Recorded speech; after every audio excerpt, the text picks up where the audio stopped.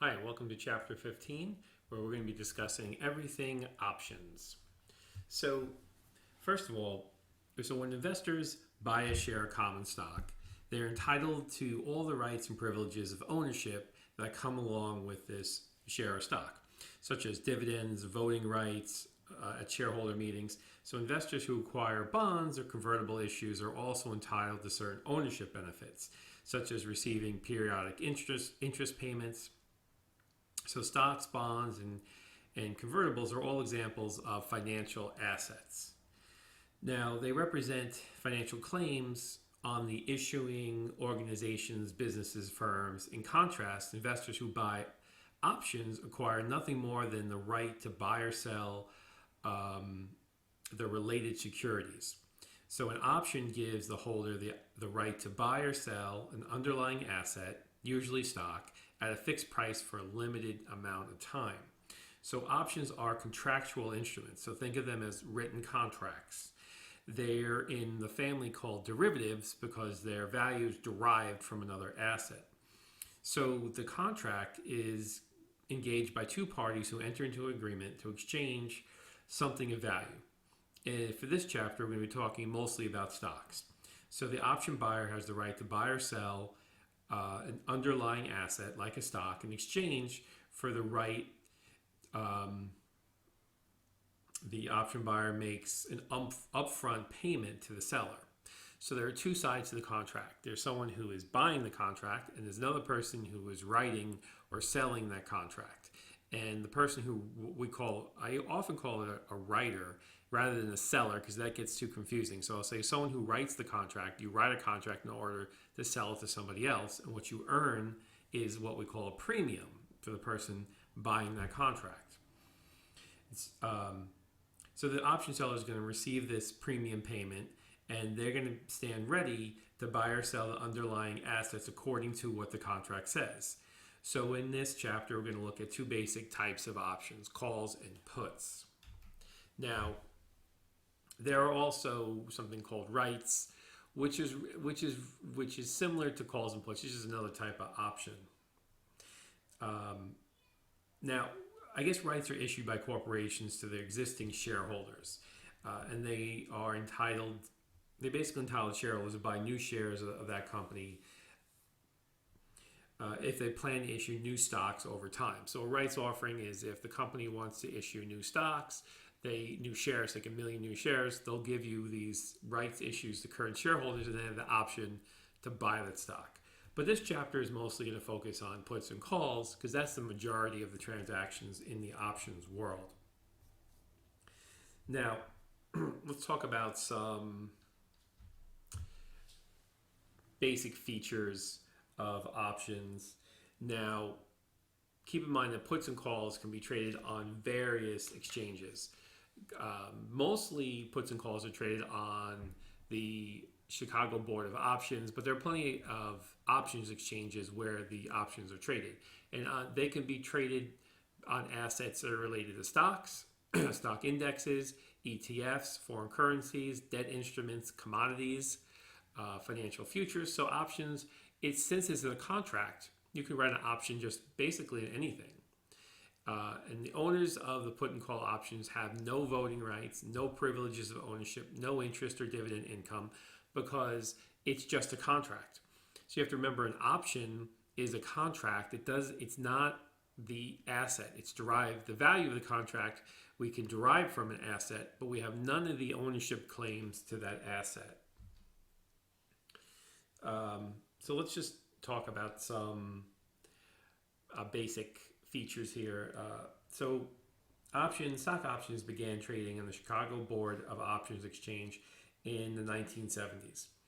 So the interest in options spilled over to other kinds of financial assets, and investors can trade basically on this list I was talking about here.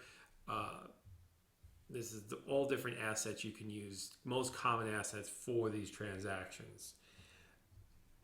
Now, the option contract, we can call this a put or a call option. So we're going to go into the specifics of call and put options later, but they allow the holder to buy and sell an underlying security at a fixed price and this is what we call a strike price, or sometimes called an exercise price. And the call enables the holder to buy the underlying stock at the strike price for a limited time.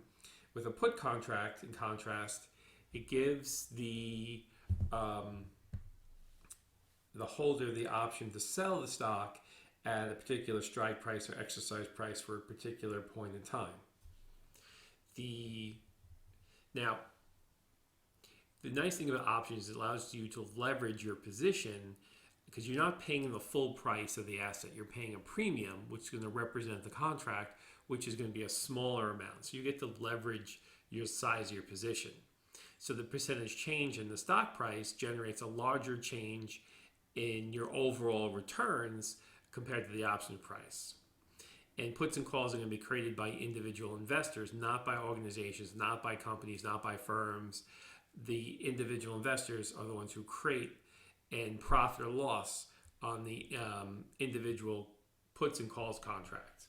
Now, don't think about the term. A lot of people think about this term stock options, like you work for a company and I got stock options in my company.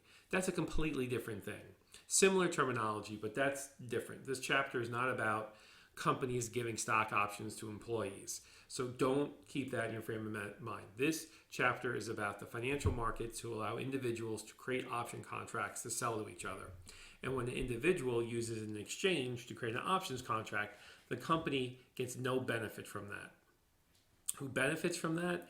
Well, of course, the brokers and the options exchanges who collect free fees and commissions, and the individual writers and sellers who may profit or loss on the contracts. So let's talk about the option buyer. So the option buyer, this is somebody who could be just me or you who wants to buy the option contract. So if we're talking about a call option, we're talking about the option to buy a stock. If we're talking about a put option, we're talking about the option to sell a stock at a specified fixed price, which we call the strike or exercise price, for a limited period of time. So we acquire the rights, the option buyer, we have to pay the seller a premium to get the contract because there's a value or benefit to this contract. So buyers do not have to exercise the contract. They can let it expire if they wish, especially if it's not profitable. It's sort of like you can buy a gallon of milk. You don't have to drink it. You can let it expire and throw it away if you choose, So just keep that in mind.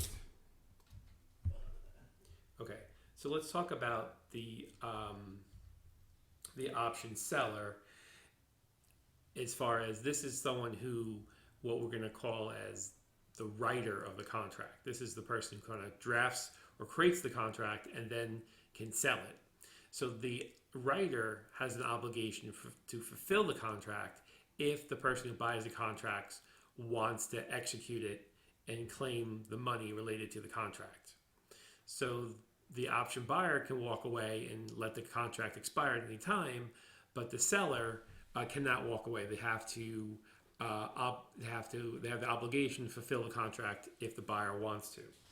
So now let's just talk about this a little bit more. So options are kind of unique because they're not issued by companies. So options on Coca-Cola stock is not issued by Coca-Cola. Options on Microsoft are not issued by Microsoft. Options on Facebook are not issued by Facebook. Instead, investors create them. So suppose you wanted to create an option contract and sell it to a friend. So you can create the contract with the right to buy 100 shares of, say, Intel. So the person creating this contract is what we call, they're writing the call contract. And by doing so, they become what we call an option writer, sometimes known as an option seller, but I think an option writer is a little bit more clearer. So the option writer is going to receive the premium, which is going to be paid by the person purchasing the option from them. So why pay a premium? Well, you're paying a premium because you're getting a contract that gives you the right to buy a stock at a certain price. So if the stock prices go up, that contract becomes more valuable. So the person who writes the contract is taking a risk because they have to fulfill or sell you that stock at that price agreed upon. So that's why they get paid the premium. Now, the person who buys the contract, they don't have any obligation. Like I said before, they can just let it expire. So, but if the person who buys the contract decides to exercise the contract, they have the right to buy the stock at the agreed upon price for the agreed upon shares for the agreed upon time period. Now, if the person who writes the contract doesn't own the stock, they're going to have to go out and buy the stock and to deliver it to the person who bought the contract. So this obligation can lead to extreme losses because the person who writes the contract has to fulfill the contract. So you get here that there is a difference between the writer and the purchaser. So the writer takes on a lot of risk, where the purchaser really is only risking the premium they're buying for the contract, because they can walk away and just like when you buy a gallon of milk, you're only risking the price of the milk. You can just let the milk expire and throw it away. But if you write a contract, you can possibly be in a situation of unlimited losses. Now, let's just talk a little bit about how calls and puts work. So taking from the buyer's point of view, and typically that's how you start out as a buyer, someone who buys a call or buys a put. We can examine how puts and calls work and how they derive the value. So let's look at the profit-making potential. So for example, let me just see where I am on the slide here. Okay, so let's consider a call option that has a strike price of $45 and has a premium of $3. So this means that if I pay $3 a contract, and each contract represents 100 shares of stock, I have the right to buy the stock at $45 a share. So from my perspective, my call option, I'm hoping that the stock price goes up. And if the stock price goes up, I have the potential to make some profits. So let's say, for example, the stock price goes up to $75. So my contract gives me the right to buy the stock at $45. Now, if I buy the stock at $45 and then sell it in the open market at $75, I make a $30 profit on each share. So if I had 100 shares, which is one option contract equals 100 shares of stock, I made a $3,000 profit from a $300 investment, because the premium was $3 per share.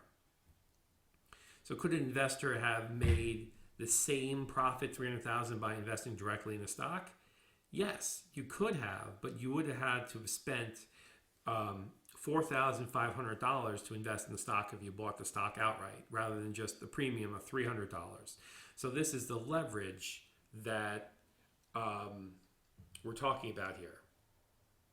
Now, of course, these puts and call contracts, they're going to trade, they're going to be bought and sold like stocks through an exchange, a brokerage, and the value is going to be placed going to be derived from the value of the asset. So the value of the option contracts related to the stock that it's written on. And of course, there is going to be other factors such as the amount of time until the contract expires, because the more time the contract has, the more probability it has for the price to go up. So this leverage is coming from the fact that the premium is a much smaller price than the actual price of the stock. Now, to see the downside of buying a call option, suppose the stock price in the previous example we're talking about increases $75. It was the previous example, but say instead the stock price falls to $40 per share. So that decline, if I have the right to buy the stock at $45 in my option contract, I'm not going to do that because I can get it much cheaper in the open market. So in this case, I'm going to have to let my contract expire. I lose the $300, but then if I still want the stock, I can buy in the open market at $48 per share, which is actually, less than the option contract. Now, so if I'm buying the contract, my loss is limited to the premium. So and I'm not going to make any money when the value of the contract, when the value of the stock price goes down or below the strike price.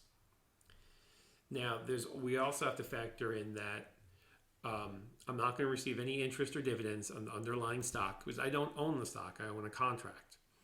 So when the option expires, the option is only good for a limited time, like a coupon. And when it expires, it's worthless, like a coupon. Now, options are very risky because a small change in the price of the underlying asset may make an option worthless. So now, if you're the person, what we call an option seller, which is a writer, you could be exposed to their risk could be unlimited based on the fact that the stock price can go is unlimited to how high the stock price can go, and you have to fulfill that obligation at some point. Okay, so let's talk a little bit more about how the options work. Okay, so what we're going to talk about here is a call contract. So if we have a call contract, that means we're going to buy the right to buy stock at a specific price for a specific period of time. So if I'm buying a call option, I want the price of the stock to go up, because if the stock price goes up, my call option will make money. As the seller of the contract, which is the writer of the contract who originates the contract, they want the price of the stock to stay the same or go down, because that means the contract won't be executed and they'll just be able to keep or pocket the premium. Now, if the price of the underlying asset goes above the strike price, okay, that's what I want if I'm the holder of the option. So if I purchase the option and the strike price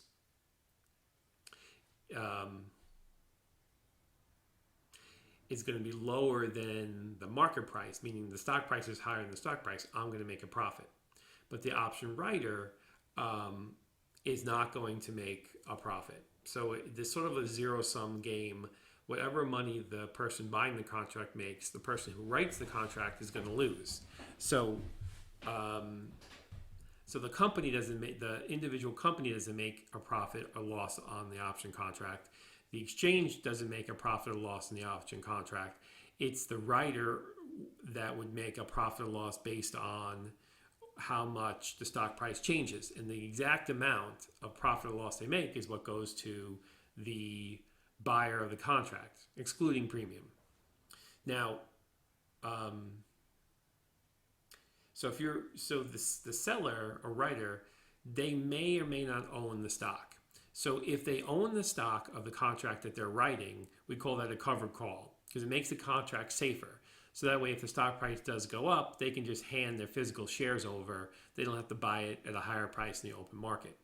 But a naked call is when the writer or the seller of the contract doesn't actually own the shares of stock, and that's taking a bigger risk. So if the price of the underlying asset goes down, then the person who bought the contract will most likely let the contract expire and they'll lose the premium. And the seller of the contract will collect the premium and make a profit. Now, especially if they have a naked position, because that way they don't lose money in the actual shares that they're holding. So here, let's go over an example. So let's assume that there's going to be, the current stock price is $50. The strike price is also $50, and you paid a premium for this contract. So let's see what happens if the stock price goes up to $75 per share. So if you see here, here's the formula: market price minus strike price times 100 shares, minus the cost of the call. So if the stock price goes to 75 from 50, it's $25 a share minus, multiplied by 100 shares, gives us $2,500 minus the premium of $500 gives us a $2,000 profit. But what if we change it and the stock price, the seller, from the seller side point of view, the writer's point of view. So if I'm a writer, then the formula is different. So my loss is going to equal strike price minus market price, which is the opposite of the investor. So that means the $75 minus the $50 minus the $75 is a negative $25 times 100 shares is a negative $2,500. Plus the premium I made means my loss is $2,000. So see how this is a zero-sum game? the $2,000 that the investor made is the same $2,000 loss that the writer lost. So that's the zero-sum game of options. Okay, so in the previous example, the buyer made a $2,000 profit after investing $500 in capital. So the $500 was the premium. So they invested. So if you just kind of look back to the previous slide, this is what we're talking about here. This is where I'm extending.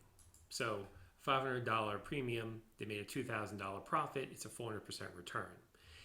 What if they just bought the stock outright? So if you bought 50 shares of stock at $50 a share at 100 shares, it's a $5,000 investment.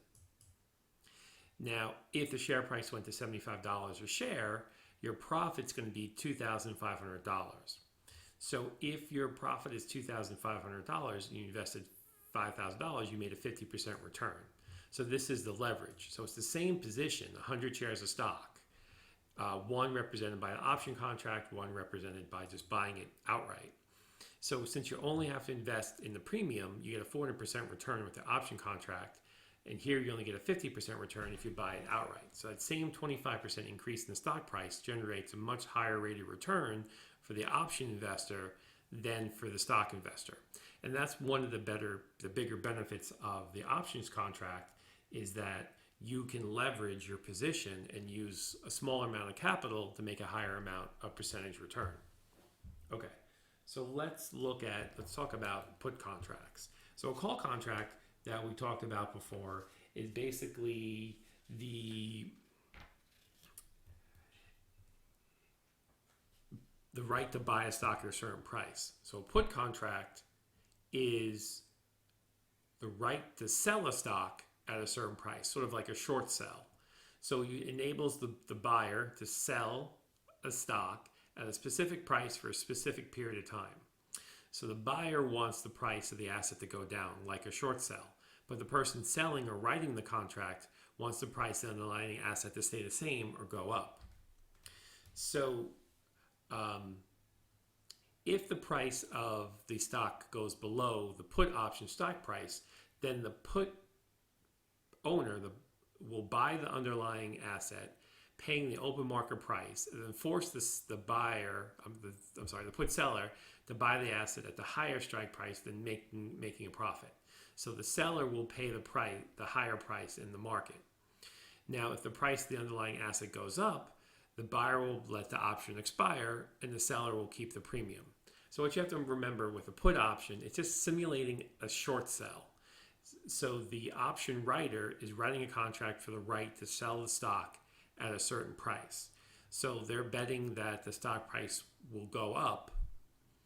And if the stock price goes up, the put writer will make money and the put purchaser will not make money. So it's just the opposite of a call contract. So instead of buying long, it's selling short. So a call contract simulates buying a stock in a long position, and the put contract simulates selling a stock in a short position or short sell. So let's go over an example. So say, for example, the market price of a common stock is $50. So investors going to buy a put contract that gives them the right to sell 100 shares of stock at a strike price of $50 per share, and the premium is $500. So if the market price of the stock goes down by $25 in the open market, the investor can sell the stock at $50 per share and then rebuy it at $25 to make a profit. So basically what this would look like is they can sell the stock at $50 per share, buy it back at $25, and if you multiply that by 100 shares, it's $2,500 you made minus your premium is your $2,000 profit. So that's how the mechanics of that put option work. Now, that's from the buyer's point of view. Now, the seller in this situation is going to lose money because the stock price went down. And they're going to lose the same amount of money as the profit that the buyer made. Now, let's look at the put and call option markets. So they're kind of different than stock markets, but not too different, not incredibly different. So the concept of options, this can be traced back to ancient times. But the United States did not really start trading stock options until the 70s. And most of the options are traded on the CBOE, which is the Chicago Board of Options Exchange. Now, conventional options, prior to the CBOE, option contract trading occurred in the over-the-counter market through a handful of specialized dealers. So investors who wish to purchase option contracts would have to contact brokers who then contacted the option dealers, and the dealers would find investors willing to write the option contracts. So this was a difficult and not a very liquid market. So an innovation came along called these listed options. So the Chicago Board of Options Exchange created these listed options, and the terms to describe these options, traded on the exchange were standardized. So they launched, trading on calls on just 16 companies at the time. And it was a very small beginning, and they wanted to see if they standardized the contracts and they put it on an exchange, which means if the contract is standardized, it's easier to trade.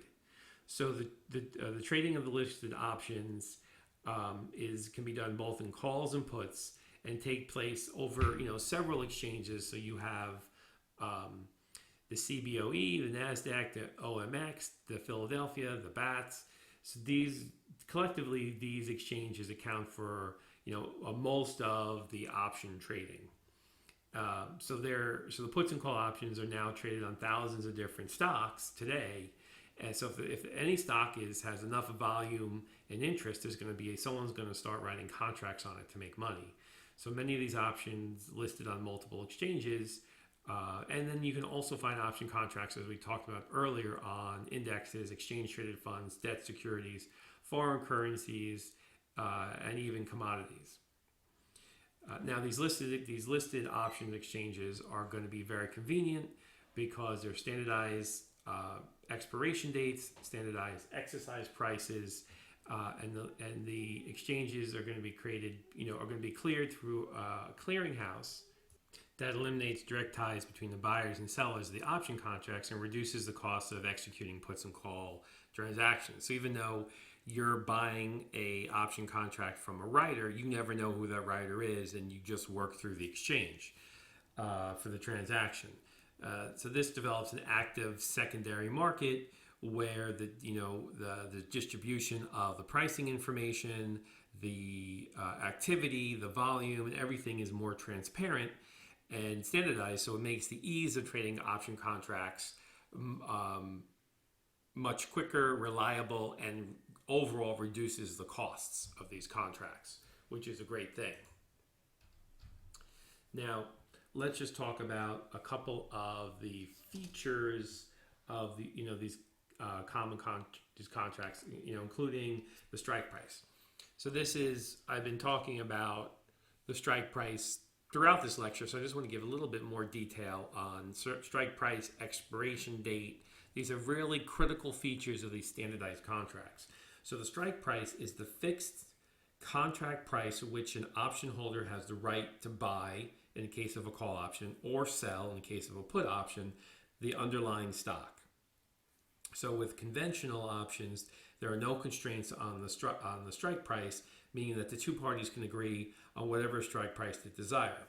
But the listed options, the strike price are standardized. So in the listed options, they standardize the prices, so that way it makes trading a lot more easier moving forward. So that way, if I own a stock with a strike price of $50 per share, I could trade that to anybody else that wants to buy that on that option contract. So it makes the liquidity of the contracts much higher. Now, the expiration date is specific time frame. So it's the life of the option contract. So just as the maturity date indicates the life of a bond, the expiration date signifies the life or length of the contract of an option holder or writer. So for example, a 6-month call on Ford with a strike price of say $70 grants the rights to the buyer of 100 shares of Ford stock at $70 per share for the next 6 months, and then it will expire. So technically, some options can exercise up at any time up until the expiration date, while others can only be exercised at the expiration date. So the American options allow investors to exercise their contracts at any time up until the expiration date, while European options only permit investors to exercise on the day of the expiration date. Okay, so there are a slight difference between if it's American or European options. Okay. Now, there are 3 expiration cycles. So expiration dates, they standardize the expiration dates of the contracts, again, to make them easier to trade.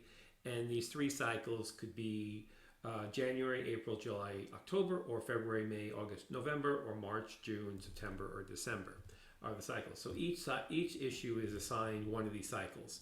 So for a company to have option contracts every month, they'd have to be engaged in all 3 cycles.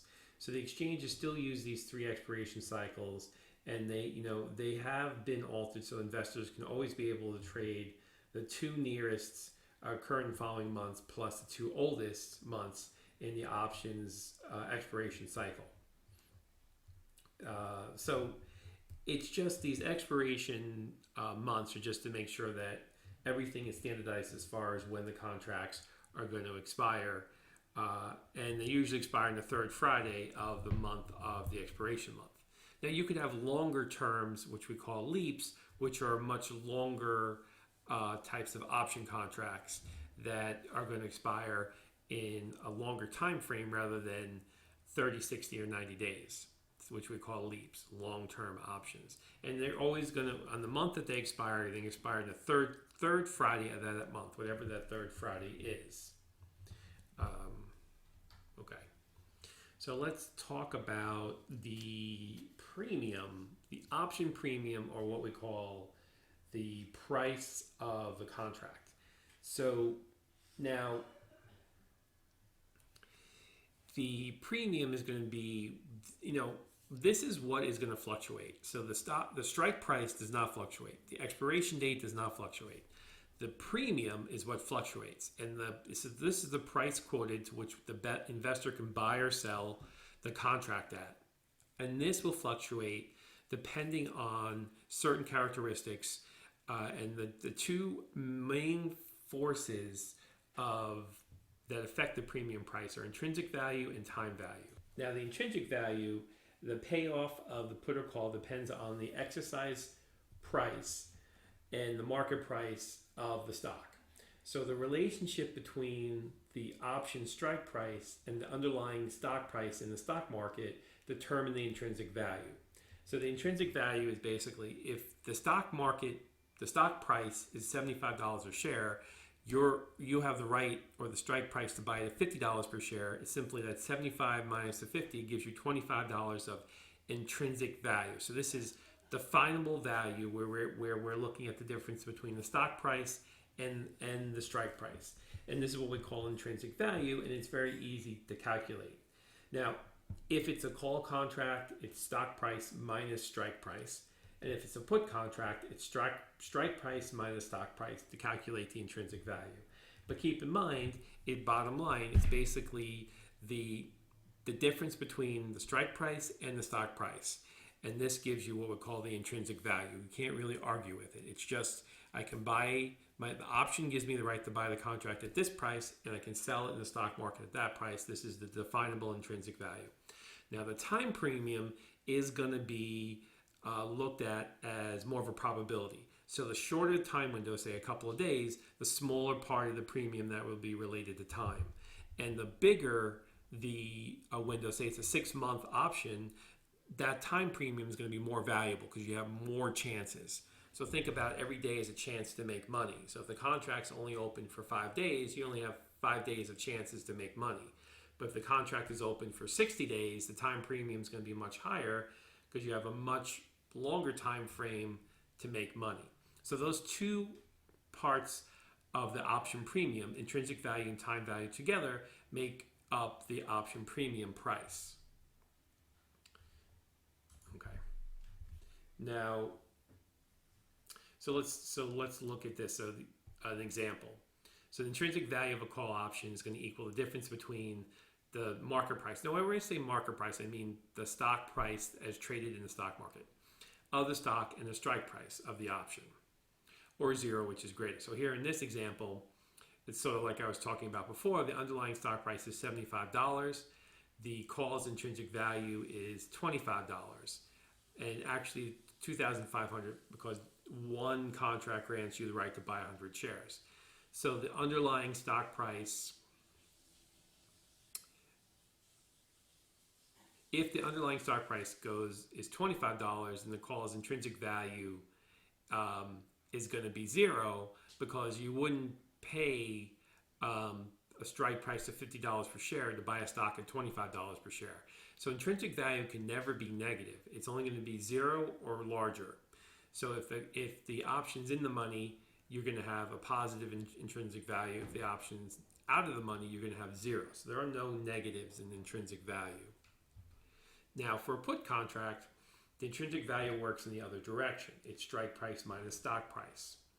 So in this similar example, suppose you have a put option with a strike price of $50 per share. So you have the right to sell at $50 per share. So if the underlying stock price goes down to $25 per share, you have $25 of intrinsic value, because you can sell it at $50 a share and buy it back at $25. Now, if the underlying stock price goes up to $75 a share, then selling it at $50 and having to buy it back at $75 produces no profits. So the intrinsic value here would again be zero. Okay, so then we have these terms: in the money, out of the money. And this is just a term when we're talking about the stock valuation. So when a call is a strike price that is less than the stock price of the underlying stock, then this is going to have, a positive intrinsic value. So this is going to be known as what's called in the money option. So and this is a good thing, but now as an option becomes in the money, the more in the money the option is, the higher the premium will become to compensate, because you can't trade an option contract and instantly make money. They're always going to be in a situation where you're going to have to pay a premium to get into a contract that's profitable or in the money. So contracts that are out of the money are contracts that are currently don't have any intrinsic value. If you enter in the contract, there's no, if you execute the contract, you can't make a profit. And the premium's going to be markedly reduced because of the fact that the contract has no value. And you're hoping that the stock price will change and put the contract in a valuable position. So in the money, call options, when the strike price is less than the stock price, you're in the money. For a put option, when the strike price is greater than the stock price, you're in the money. For out of the money, a call option, when the strike price is greater than the market price, you're out of the money. For a put contract, when the strike price is less than the market price, you're out of the money. So it's just defining where the contract is, whether it's in the money or out of the money. It could also be known, if it's break even, we'd say it's at the money, or it's at a parity. Now, when we talk about pricing options, what we're talking about is how do we calculate the premium on an option contract? So what's going to drive the option prices? And so there is this Black-Scholes model, which is a mathematical model you can use to calculate an options price. It's rather complicated, and it's described in the book, but we don't have to worry about actually calculating this for the exam or anything like that. Just have to know that the formulas exist.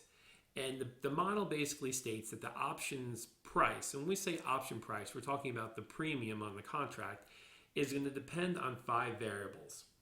So if we look at these variables, we have the strike price, the expiration date, the price of the stock, the risk-free rate of interest, and the stock's volatility. So these things are going to be factors in the overall value of the premium, because these all relate to how much money you can make or lose or opportunity costs in the marketplace. So option prices, as we know, it can be reduced to two components: the intrinsic value and the time value. And we discussed the intrinsic value and time value before. So we can summarize the relationship by saying that a call value is greater when the strike price is lower, the stock price is higher, and for the put contract, it's the opposite. The strike price is higher or the stock price is lower. So as far as the time value, the second component, that we talked about before, this is really the amount of time you have until the contract expires. And this is very important. But within that time value and intrinsic value are built in these other five factors. So we could see that, of course, the strike price of the contract is directly going to be, that's what's going to be directly inside the intrinsic value. The option's expiration date is related to the time value.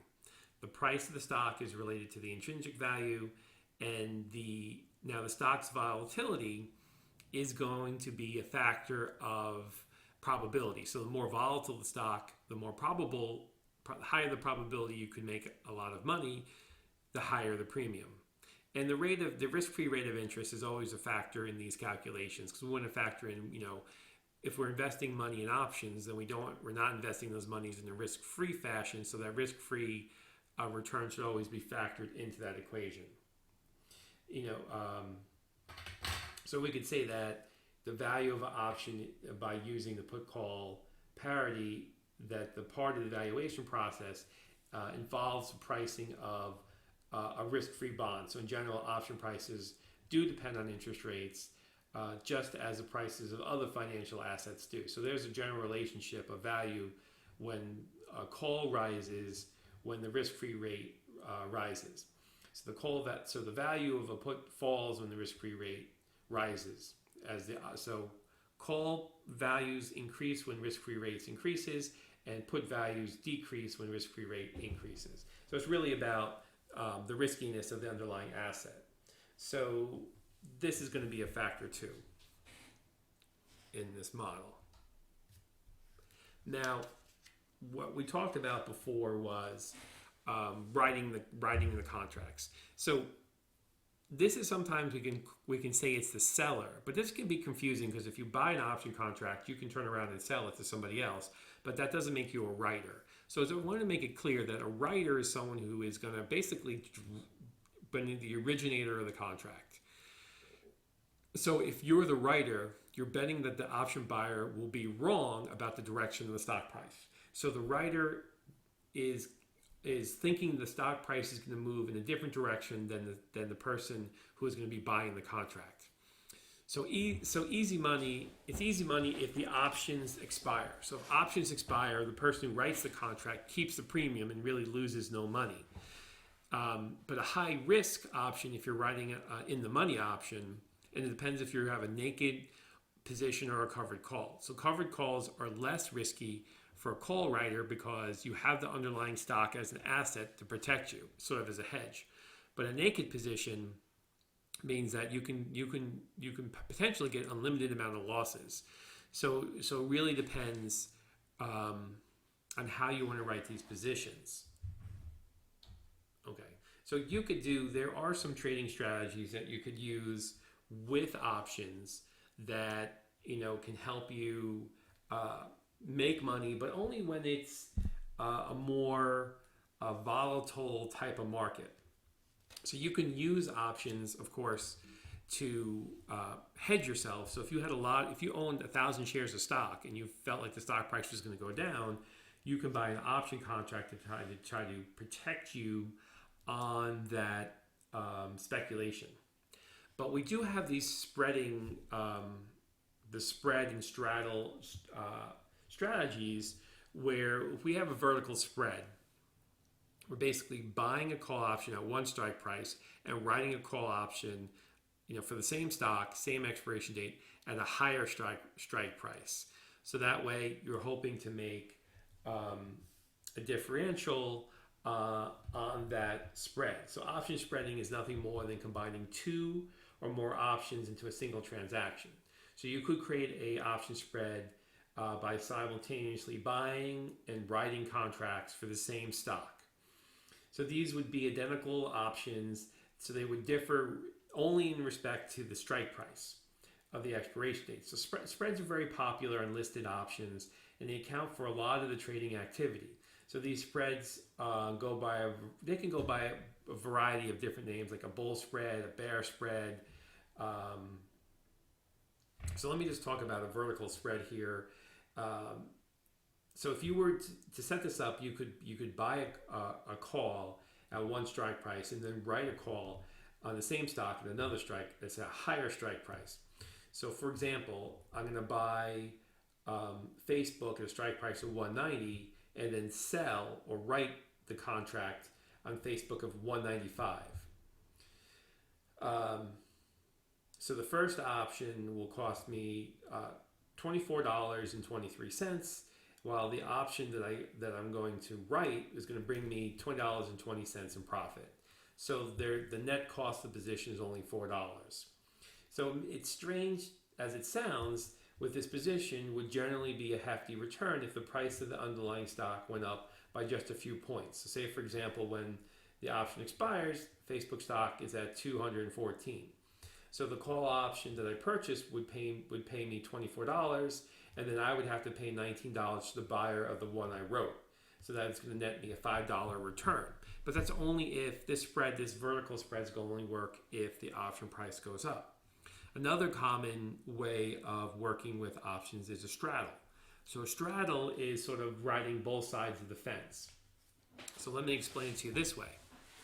Say there's a pharmaceutical stock that's going to have come up with a vaccine or a cure for cancer or a cure for diabetes or a cure for hair loss. And tomorrow is the day when we find out whether or not the clinical trials are successful or not successful. And the drug company has all their money in this one investment. So tomorrow the stock is either going to be $1,000 per share or $1 per share, depending on the outcome of the trial. So if I put a spread, I can simultaneously, say the stock's currently trading at $25. I can simultaneously put a call option with a strike price to buy at $25 and a put option with a strike price to sell at $25. So no matter what happens, if the stock price goes to 1,000 or goes to 0 or $1, I'm going to make money because I have both positions. Now I have to pay double premium though. So I'm going to have to pay premium on the call side, maybe it's $5 a share, and I'll have to pay premium on the put side, which is $5 a share, maybe $6 per share. So altogether, getting this straddle is going to cost me $11 a premium. So the stock has to move more than $11 per share. So say the news comes out, the cure for baldness works, the stock goes up to $1,000 per share. So I'm not going to worry about the $11 I paid in premium because I have the right now to buy it at $25 and I can go and sell it in the market price for $1,000. On the other side, say it was a failure and the stock price goes to $1. So I have the right to sell it at $25. So if I sell it at $25 and buy it back for $1 to cover my position, that would give me a $24 profit. But once I subtract my $11 per share premium, now I'm only making $13 a share on the put side of the straddle. But I don't care because it's still a profit. So either way, I'm going to make money. So a straddle is really just, this stock's going to be volatile up or down. You're just not sure what direction it's going to go in. Maybe it's a presidential election. So if one person is elected, we know the stock market would go up because they're favorable for business.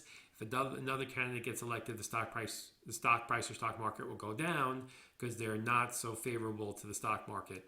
Then you could take a straddle on, say, the S&P 500 index to take advantage of a political change. So these are just examples of things you can do with option contracts. Now, so at this point, I have other videos on the mechanics, using Excel, the mechanics of trading stock options that you can watch to give you a better idea of the mechanics of how, and I do suggest watching those videos because using Excel will give you a better idea of how the profit and loss of different contracts are created, the time value, the intrinsic value. So I suggest watching those videos. Okay, thank you for your time today reviewing options, and I hope you found this helpful, and I'll talk to you soon. Take care.